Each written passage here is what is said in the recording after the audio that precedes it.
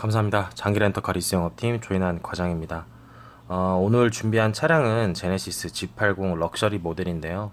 옵션은 썬루프만 추가되어 있고, G80은 비레미를 바탕으로 해서 디자인 파워에 중점을 둔 차량입니다. 또한 지능형 안전사양을 최적화한 차량으로 인식되고 있죠. 작년 6월 달에 첫 그 사전 예약을 시작하면서 5,000대를 돌파한 기록을 가지고 있는 걸 보면 기존에 있던 제네시스 DH부터 이어져온 차량의 높은 만족도를 기인하는 사례라고 보여지죠. 차량의 라인업을 보시면 전부 가솔린 모델이고 3.3 럭셔리, 프리미엄 럭셔리, 그리고 3.8 프레스티지와 파이니스트, 그 다음에 3.3 터보 스포츠로 총 5가지 등급으로 구분되고 있습니다. 저희 팀에서 판매고로 보면 3.3 프리미엄 럭셔리 비중이 제일 높아요. 아무래도 헤드업이나 어라운드 뷰, 그리고 전동 커튼이나 편의사양 등이 가성비가 괜찮아요.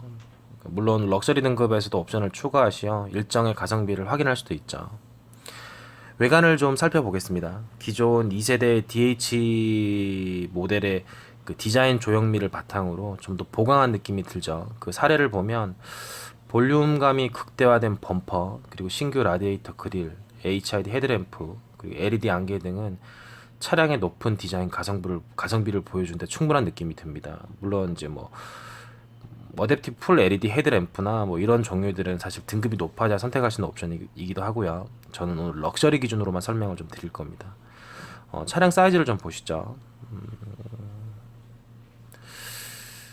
사진 보시는 것과 동일합니다. 차량 총 중량은 2255kg고 후륜 구동 방식의 차량이며, 차량의 측면부를 조금 살펴보시면 아시겠지만 무게 밸런스가 굉장히 좋아 보이죠. 그 전후 중량 밸런스가 51대 49이고 엔진과 변속기의 탑재를 최적으로 하는 웨이트 밸런스 설계를 했다고 보시면 될 것 같습니다. 차량의 외장 색상은 티타늄 블랙인데 제일 많죠. 그리고 어떤 색상이 있는지도 조금 살펴보시면 좋겠습니다. 럭셔리 등급에서 휠의 디자인을 좀 보시는데요. 디자인 파워는 좋아요. 18인치 휠과 미쉐린 타이어가 조합되어 있고, 휠의 디자인을 고객이 원하는 트렌드로 좀 접근한 듯한 인상을 줍니다. 물론 그 윗등급인 프리미엄 럭셔리 등급에서도 어떤 휠의 형태인지도 같이 보시죠. 그리고 사이드 라인을 좀 보면 그 휠과 마찬가지로 아웃사이드 미러도 그렇고 후면부의 LED 리어 컴비 램프나 그리고 범퍼 일체형 듀얼 머플러까지 결론적으로 외관 디자인에 대해서는 거의 할 말이 없을 정도입니다.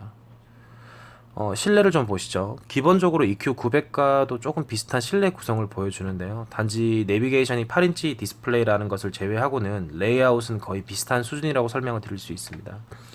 사실 그랜저 이상에서는 마감재와 트림 부분에서 확실히 후가공 처리나 가죽 본연의 촉감도 완벽히 다르게 느껴집니다.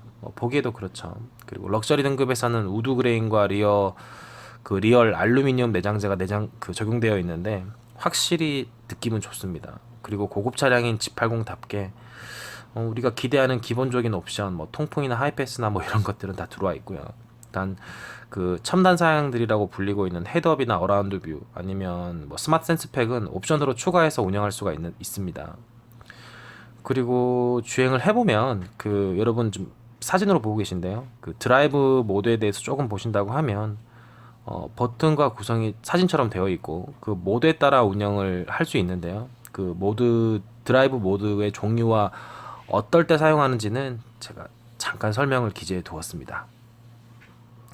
그리고 어떤 분들은 그 아파트 주차 공간이 조금 복잡해서 중립 주차를 하셔야 될 상황이 생기거나 아니면 중립 주차를 해야 되는 상황이 오면 어떻게 하는지 잘 모르시더라고요. 그래서 설명을 조금 드리면 그 P 버튼을 누르시고 파킹이 되죠. 그럼 시동을 끄고 사진과 같이 P 릴리즈 버튼을 누르면 중립 주차, 즉 N단으로 만들어질 수가 있습니다.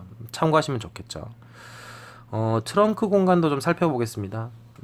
버튼을 누르면 동작을 잘 하는 트렁크, 그리고 열면 중간 쪽에 보면 이렇게 스키스루 중간 공간이 보이죠. 시트 폴딩은 좀 어렵지만 스키스루는 그 활용면에서 아주 편리합니다. 공간 최적은 사실 골프백 한 4개 정도를 적재하신다고 해도 약간의 무리가 될 정도지만 그래도 아주 넓은 편입니다. 그리고 아래를 좀 열어보면 그 조금의 공간 속에 공구들과 일정의 또 스페어 공간도 마련되어 있죠. 엔진을 좀 살펴볼까요? 배기량은 3342cc, 그 최고 출력은 282마력, 최대 토크는 35.4 정도입니다. 다른 등급의 차량들과 좀 비교해보면 좋겠죠. 그리고 연비를 좀 살펴보면 복합 연비는 9.1km/L, 고속도로가 11.2 정도입니다. 가솔린 프리미엄 세단의 연비 개선 기술도 많이 발전했구나라는 생각을 하게 됩니다. 예전보다 훨씬 좋죠.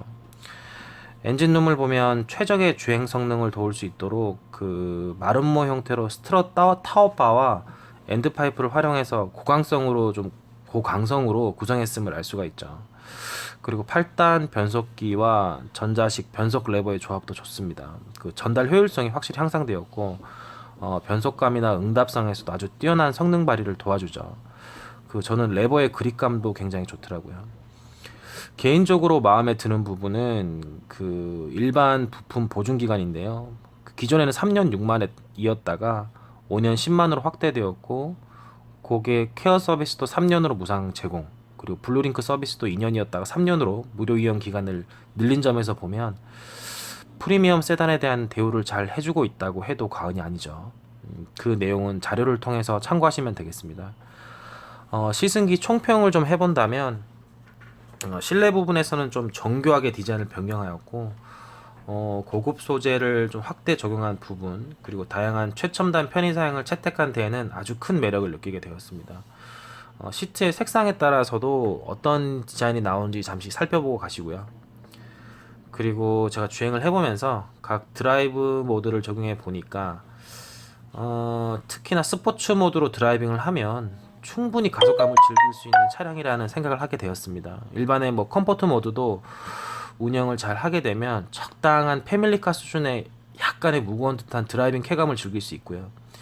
개인적으로 조향이나 현가의 응답성이나 노면을 잃는 그 능력들은 확실히 마음에 들었고요. 소음 진동 부분에서도 최상의 점수를 주고 싶었습니다. 이 차량은 사실 드라이브 퍼포먼스보다는 컴포트 오너 드라이빙이라고 해서 운전자와 VIP 탑승자의 안전과 편의에 집중했다라는 생각을 몇 번이나 하게 되었습니다. 이런 관점에서 시승을 해보시면 제 말이 무슨 뜻인지를 분명히 이해할 수 있을 것 같아요. 다음에 또 뵙겠습니다. 장기렌터카 리스영업팀 조인한 과장입니다.